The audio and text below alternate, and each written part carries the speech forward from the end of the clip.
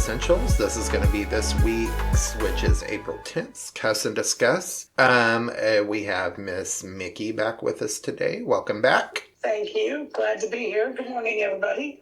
I hope everyone's had a wonderful week. Today is my Friday, so I get my 4 days off in a row, unless I'm stupid and say I will work extra, which is not likely.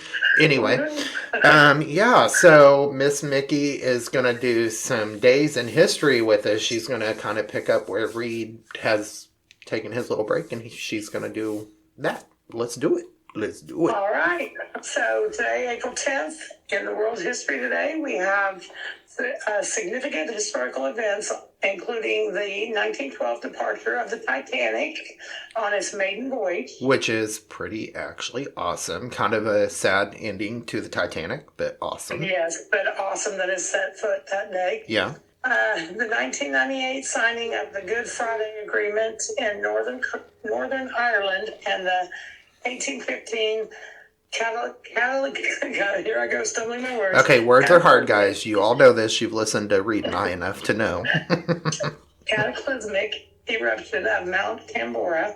Other milestones include the 2019 release of first black hole image and the 1925 publication of The Great Gatsby. Okay. So, in 1815, Mount Tambora erupted.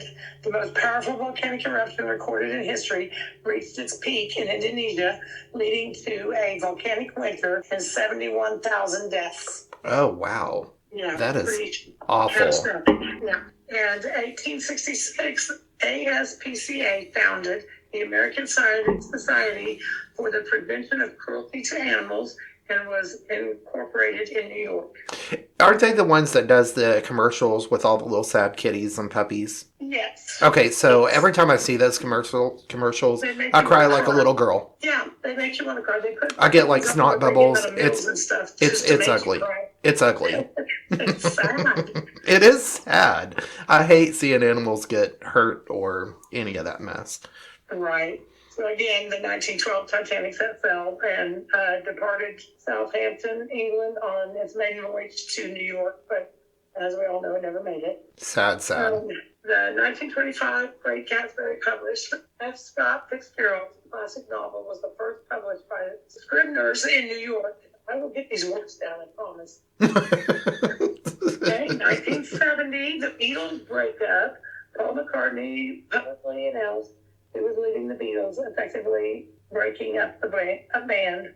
1998, Good Friday Agreement, a landmark peace agreement, was signed in Northern Ireland, aiming to end decades of conflict. Did not know that. 2001, euthanasia legalized. The Netherlands became the first country to pass a law allowing euthanasia. Oh, wow. Okay. Now, is that for animals or humans? Because they do have both. So, you're allowed to have yourself euthanized if you feel like your health is unrepairable and a doctor can say you will not be able to. Don't they have states here in the U.S. that have that legalized? Yeah, that's what I was wondering if that was with animals, because it was 2001, and euthanasia has been around a long time for animals. Yeah. Long before 2001, so that has to be for people. That's wild. Okay. But it is wild. 2019, the first black hole photo. Scientists released the first ever image of a black hole located in the M87 galaxy. So that's kind of interesting. Famous birthdays. Okay. 1883, Hugo Broaddus, Dutch jurist and philosopher. 1847, Joseph Pulser, Hungarian-American journalism and publisher. 1932, Omar Sharif, Egyptian actor. 1985, Madonna launched her debut tour in 1985. Okay. And that's our history for the 10th of April. I like it. All right. So today we're going to kind of stay with the theme. We went from feral children. Now we're going to talk about some crazy teenagers and their driving. Yeah, dangerous driving. Yeah, I mean, do you know like a percentage of accidents involving teenage drivers? Let me Google that real quick. I mean, because I know it's a big thing. I like when I was in high school, I remember losing one of my well, he was older than me. He was higher grade than I was, and he was involved in a car accident and didn't Well, make it's it, really not as high as you unfortunately. think, though. Is it not? No, it's approximately teenage drivers ages 15 to 19 account for approximately 8 to 12% of all police reported traffic crashes, despite making only about 5% of licensed drivers in the U.S.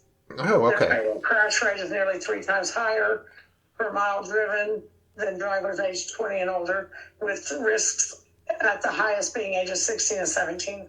Okay. Okay. So not as bad as what I would think it would be. They're saying about 12.6% of all accidents are caused by teenagers between the ages of 16 and 17. Okay. All right. I mean, I think a lot of it is like, because you have a teenage granddaughter that likes to put some gas in it. Yeah, she just got her license, and that's what scares me the most because I have her on my Life 360, and I will look at my Life 360. She'll be doing 85 miles an hour down the road. Wow. I would It scares me. I mean, I don't even do that. No, and she's not even like fully, knowing how driving really, really is. And she's driving like a maniac, and I'm not okay with that. I mean, I've taken out some curbs in my day. Me too. And I don't know, like when I worked at another hospital, I like to run into the poles. No, I've seen people like in the grocery store parking lot back into the poles and stuff. I've seen that. I mean, but my big thing, if I'm in a wreck, I typically run into things that's not moving. Well, I mean, to me, I'd rather hit something not moving than something that is. I mean that's kind of my thing. Like I'll hit a car that's parked and behind me or in front of me, and I'm like, shit, I just hit them. How in the hell did I do that? Right. Right. I know the. So, go ahead. on the aspect of the teen driving, the crazies and stuff, when you're driving down the road, I don't think teens get so much road rage as they get. I don't want to call it road rage. It might be a form of road rage. Maybe it's just a little bit of hostility because they don't really become defensive, but they become reckless. Yeah, I mean, cut them off, or they cut you off and you honk at them.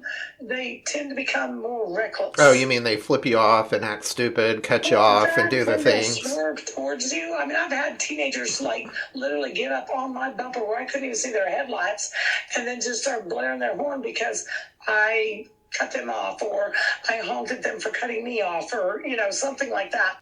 Oh, and to me, that's kind of crazy because you're barely old enough to be behind that wheel. I mean, my insurance is probably better than theirs, so they better be careful. They may be buying me a new vehicle. Well, I know my insurance is better than theirs. I say that all the time. I'm a road rage driver. I'd be like, yeah, keep riding that ass, please. Yeah. Well, there's something just stopped in front of me. I had to slam on my brakes, and they rear-ended me. Yeah, I used to have a bumper sticker that said, if you're going to ride my ass, you better be pulling my hair. Oh, wow. I don't know if they ever read it. I'm just saying. I don't know, kids these days. I just don't know. I mean, go ahead. I wanted to talk about an incident that happened with one of my grandchildren's, like one of their best friends. Mm-hmm. So he was riding. My grandson wasn't there at the time, and I'm very thankful for that because he was riding with 4 of his friends. He was not the driver. He was a passenger. He's 15. He'll be 16. I think actually he already turned 16, so he's 16 now, but the accident occurred when he was 15. And he was riding with one of his friends, and there was like 4 of them in the car. And the individual that was driving was, I believe, 16 and was speeding, driving reckless, and they ended up flipping their car. Oh, and my grandkid's best friend was thrown from the vehicle, in which his leg apparently got mangled up into the window or something because it skinned it from like the ankle down. And I got to see pictures of it and stuff, and it was bad. And they could not save it. No matter what they did, they couldn't save it. He ended up having to have it amputated. And all this from somebody else's driving, from a 16-year-old's driving. That is awful. It is awful. And my heart goes out to, my grandkids' friend, but who's responsible for allowing these kids on the road is us. Yeah, I mean, they've got to be taught responsibility for sure. Yes. It's like you can't just. I mean, I know they go through like all the driving school and all that, but Right. you're going to act on your best behavior when you're doing that. But Exactly, but don't turn around and act like you know how to drive when you don't. yeah, I mean, it's like I don't know. I think it just depends on the kid because there are teenagers out there that doesn't act like that, and they're like they Oh, can be absolutely. responsible and they can do the things. I mean, Right. and of course, again, it comes down to how they were raised and if their parents were there for them and did the things. And Well, and like my granddaughter who drives at excessive speeds, she doesn't drive reckless as far as swerving and, cutting people off and stuff. She just likes to drive fast. And we've always told these kids, all of the kids, grandkids and other kids, you cannot put yourself in a position that you cannot get yourself out of. If you are speeding excessively and something happens and you slide, you have no control. yeah, I mean, you You're could. going down. Oh yeah, And you whoever's could. around you, you're taking with you. Yeah, I mean, they could ultimately hurt themselves, but I don't think that they have. They don't realize it till it happens. Yeah, I mean, I mean, because I would say when I was younger, I act much differently than I do now. Right. I mean, I'm not as likely to go out and do something crazy like when I was a kid. It's like I'm guilty because we were all kids. We all started off driving. I got a hardship license when I was 14 because I had to be able to get around, and I got married, so I was legal to get a license because of that. yeah, And I had no business behind the wheel of a car. I'm not going to lie, no business at all. I sure. shouldn't have never been given a license at 14 years old, whether I was married or not. I remember growing up in a small town. I was driving all over that town before I even had a license. Right. I don't even think I tried to get my license until I was 18. Well, I grew up in a big city for a long time, and now I lived in small towns a lot, and I have nieces and nephews that was 10 and 12 years old that I put behind the wheel of a car and said, here, drive us to the store, because we're in a 2-lane town that's all gravel roads, Yeah. a population of 500 people, Yeah, or less. And there's nowhere to run or hit anybody or anything unless you go to the ditch. Yeah. So I wasn't too worried. But nowadays it's not like that. No, I mean, it probably wasn't the wisest decision for me to be driving around, but I did it. Well, And right. I mean, thankfully I never had an accident or hit anybody Knock on wood. I actually did have somebody run into the back of the vehicle I was driving on their bike one time, but But that's not your fault. that was not my fault. I was like, the kid like came around the car and I looked at him like, "Are you high? What did you just run into the back of my vehicle on your bicycle? Right. What is going on?" Well, and a lot of these teenagers, they don't understand that when they get in these wrecks that involve other vehicles and injuries, when the EMS gets called and the ambulance has to come, some of these kids don't make it. Yeah, I mean, and doctors and the EMS and the police department are the ones that have to notify the parents, not the kid that did it. yeah. And that's a lot. Oh yeah. I mean, it's I think a lot of it's just teach your kids appropriately. I mean, Yeah, it's a like lack of knowledge. yeah, I mean, just make sure that they're responsible and they're not going to get out and act crazy, I mean, it's especially like, I mean, Lord forbid teenagers out drinking and driving. I mean, it happens or, as these days marijuana is pretty easy to get a hold of, and you're still impaired when you're smoking marijuana and out driving. Exactly. I and mean, it should be a felony as well. I mean, it's just like alcohol. I mean, if you're going to drink and drive, you're going to be responsible for the things that you do, Yes. I mean, or at Yes, least you and should be that's held accountable any for kind of that. drug that alters your mind should be, illegal to use while driving. Yeah, I mean, it's sad, but there's been I've known of a lot of kids who's been killed. Drinking and driving? Yeah, well, even killed in vehicles. Oh, yeah. I mean, and Yes. sometimes it's not even alcohol related. It was just irresponsible driving. Right. There's And this. sometimes it's weather conditions, and I get that too. Yeah, I mean, but that's under uncontrollable. If you're Uncontrolled circumstances, yes. But it doesn't make the fatalities any easier. That's for sure. No, and then it's the parents that are left picking up the pieces, and it's sad and unfortunate. So in the ER, do you have to deal with a lot of things like that? Not, I mean, do we get a lot of wrecks and things like Yeah, a that? lot of Yeah, like we different do. kinds of car crashes and things like Most, that. most of the time, like being in a rural setting, that if they come upon a wreck that is that bad, they will fly them, weather permitting. Let's put it that Right. way. Now, if it's not weather permitting, or if it's a situation that they didn't call an ambulance, they just loaded them up in a vehicle and brought them in. And Yeah, yeah. I mean, because we've had a young girl with a brain bleed from a car accident. Yeah. Confused, didn't know what was going on. It was a sad deal.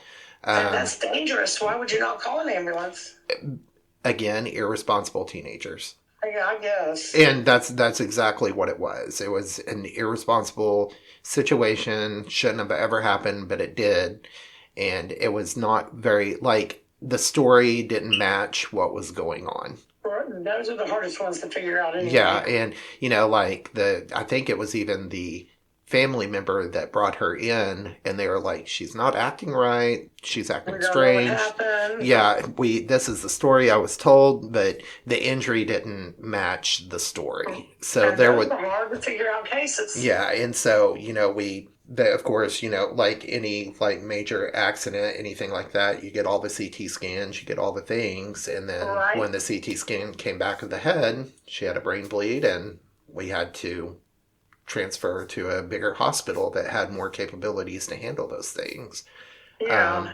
She Like, could have went by an ambulance and probably been more evaluated in the ambulance, and they would have just taken her to the bigger hospital anyway. maybe. I mean, it really it turns into one of those situations that, like, if the ambulance feels like, okay, well, this isn't that critical, then we're just going to take it to the local hospital. Right. If it appears to be more, they're trained to go. They kind of do their own triage of the situation. They know what to look for too. Yeah, they do. Paramedics. And I don't know the training that they have. I mean, I have the ER, so I know ER. Like, I know how to do all that. But when it comes to flight, they have more specialized certifications that they have to do, and they spend. I really want to say they spend a lot of time training. Like, I bet. they have to do so much education. They have to do so much. They have to do so much teaching. Education. Oh yeah, They have to do it all the time. yeah. I mean, and like with some of their certifications, they have to have CEUs, which means they have to get on and do more education to keep those CEUs up. Right. And so it's a whole thing. So they have more specialized skills to do the assessments. Helicopters and stuff. So when I gave birth to my son, he was a month premature, but he was born with issues and very, very low blood sugar, and they couldn't get it up. Even though they had him on a sugar drip, they still couldn't get it up. He was life flighted to another hospital from where he was born at, because that hospital wasn't equipped to handle what he needed. And I broke down when they brought this little incubator in. Helicopter paramedics brought this little incubator in, and it's painted black to keep, all of the daylight and sun and stuff out of their face and everything. And it's also a pressurized incubator so that, they can travel safely. But when they closed the lid on it, it looked like a casket, and I lost it. Oh, God. And then they had to sedate me and give me some medication and stuff because I thought they were burying my child. Yeah, I would be kind of freaking out too. I'd be like, okay, why are you doing this to my kiddo? Yes, I was like, why is he in a casket? I was like, oh my God, I feel stupid about it now, but at the time, I had just given birth to him, and it was an emergency C-section, so I was still drugged up, I was still doped up, and they put him in that black box and closed the lid, and I couldn't do it. Oh, wow. So that was a crazy thing. Yeah, I mean, if you're drugged and they're putting your baby in a box, I'd be like, okay, so what am I missing here? What happened? Right, that's how I felt. I felt like he had passed away and they didn't tell me. Oh my God, that's awful. Yeah, it was insane. And I did lose it, and they did have to sedate me, and I did leave the hospital like an hour later because I wasn't going to be there without my child. So did they transfer you also? No, they did not. They released me. They discharged you. Okay. Because I was leaving the hospital regardless. I did not care what they said. So how long was your kiddo in the NICU? He was there for a whole week, and they told me he was only going to... I had a lot of pregnancy complications with him. But they told me he was going to be deformed and have Down syndrome and be mentally retarded, and that he'd probably never walk or talk and all this stuff. And they opted me to have an abortion about 6 times through my pregnancy because I was having to see a specialist because he quit growing. And I went into labor at 22 weeks, and I stayed in labor until he was born. How long did you carry? Yeah, I wouldn't dilate. So that was our emergency C-section. But I drove like a maniac into the hospital he was at when they left. How long did you carry him? How long did what? How long did you carry him? Oh, I carried him for 34 weeks. Okay, so you were close anyway. Yeah, I was close. Okay. But I drove like one of those maniac teenagers we're talking about to get to the hospital. I shouldn't have even been driving. She'd be cutting off people, honking at them, running them off the road. And I was a road rage cusser. Let me tell you, get the hell out of my way. Scoot the hell over. My kid's on his way to another hospital. Get the hell out of my way. And by the time I got there, they already had him up in the NICU. They had his little tube in his belly and everything, and had him on all these little machines and all this stuff hooked to him. And yeah, it was quite scary, but he made it. And they said that he wasn't going to weigh but 5 pounds, and he weighed 7 pounds and 7 ounces. So he wasn't an 8-pounder then. He was only 17 and a half inches long. Oh, so he was really short, but chunky as hell. How old is he now? He will be 17 here in like 2 months. Wow. 3 months. Yeah, in 3 months he'll be 7. He's pretty tall now. Yes, he's almost 6 foot. Yeah, he's up there. He's like 5, 10, 11. And his dad's short as hell, isn't he? Yes, his dad is inch shorter than I am, and I'm 5'8". Oh, wow. So, That's funny. His dad's like 5'7". But my grandfather was 6'2". Oh, okay. Okay. So, and then on my birth father's side, that's on my mother's side, but my birth father's side, my great-grandmother was full-blown Cherokee Indian, and she was tall. Oh. Yeah. So she was taller than most women. Okay. All right. So he actually has some tall genes in him, but so apparently he got them all. Every single one of them. Probably all the ones we had to offer anyway. But he was born with hypospadias, so... Oh, okay. Yeah, so he had surgeries. He's actually having another surgery May 6th to his third surgery, to fix the hypospadias again. Oh, no. Yeah. Poor kid. Growing back. I told him they're going to put a shunt in it this time and sew it in so it can't grow closed anymore. I said, you're going to leave it there for 10 days so that the skin has time to heal and it can't close around it. Poor kid. I know, he's terrified. I would have to say I do not blame him at all. Yeah, I would not be excited about that surgery either. Well, he was like, okay, so he had him 3 months old when he had his first one, and then 11 years old when he had his second one, and now he's going to be, well, he'll still be 16 when he has this one because it's next month. Oh, goodness. Yeah. Yeah, that's awful. So are you going to let him get his driver's license? Well, he's autistic, and he has a very, I don't know how to explain it, different way of looking about driving. He thinks people on the road are stupid and idiots, and he doesn't want to associate himself with that because he doesn't want to drive like they drive. Oh, okay. All right. Fair enough. Okay. He has a noise problem, like passing semis. Uh-huh. He has to plug his ears. Oh, yeah, that would be a problem if he was driving. Yeah, he can't handle the noise of a semi for some reason. It's that high-pitched sound that they make, that humming on the road. It like literally, he said it makes it feel like his brain is trying to eat through the skull. Oh, poor kid. Yeah. That's awful. I want him to get his license, and we've been talking about it, and I told him I want him to go study for the test, at least get his permit. Yeah. And that way he can drive if there's a licensed driver in the car. At least get some kind of practice to see how he does. Well, he could drive in town, too.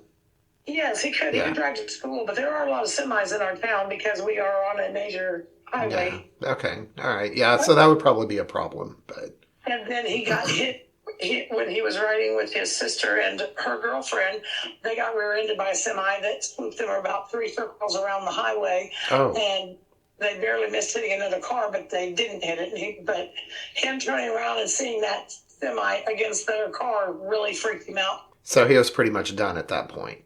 Pretty much, yeah. That's when all of the talking about the driver's license completely stopped. Yeah, I would probably be the same way. I'd probably be like, just kidding. I don't think I want to drive. Right. I probably don't even want to get in the car anymore. It'll be fine. Well, every time we pass a semi, he holds his breath and he grabs the oh shit bar in the car, and I'm like, honey, we're fine, and he's like, mm-hmm. I'm sure we are. I'm sure we're fine. Yeah, it'll be fine. I don't know, but yeah, that's just part of that. I guess teenage road rage or teenage crazy driving, dangerous driving, because his sister's girlfriend didn't even look when she pulled out, and she pulled out right in front of the semi. Oh my gosh! So it's literally just not paying attention. It's not. And then she's like, I didn't see it. I didn't think it was that close. And, it's like, if you didn't think it was that close, you obviously saw it. Yeah, poor judgment. Yeah, poor judgment, very poor. Very poor. It could have gotten killed, but it didn't. Thank you, Lord. So, yeah. Wow. Well, at least they weren't more injured or harmed or anything, so that's good. I've always been thankful, and I always thank God for that. Every time something happens, it's like, Lord, you could have made this more worse. Thank you so much. Yeah. Much, much, much, much, much worser. Oh, man, yeah. Yes. All right. So anything else to add to our crazy teenage drivers? Well, mostly I would say to all these crazy teenage drivers out there, just pay attention and you're not invincible. Yeah, no kidding. Slow it down a little bit, Yeah. I mean, not that I don't drive 5 over, but we ain't going there. 5 over is not 25 over. Well, that's true. I'm not driving 85 down the highway. I pretty much stick. Wins the race, you know? I mean, I pretty much stick with 5 over, typically. Yeah. I mean, that's the best advice I can give these kids out here. Pay attention and just know your surroundings and slow down. Slow down. I will tell you, when I'm off of work, that's probably when I have the most road rage. I'm like, get out of my way. I want to get home. I am done. When I'm traveling, I have the most road rage. If I have to go a long distance, like when I drive from where I live now to Florida, that's a 17-hour drive. And after about 12 hours, I'm done. People get out of the way, park the ways, just like that show, God Almighty or whatever. Park the way, Bruce Almighty. I usually, if we're going to go to Florida, I usually stop, Pensacola and spend the night. We don't stop. We go straight through. Oh, no.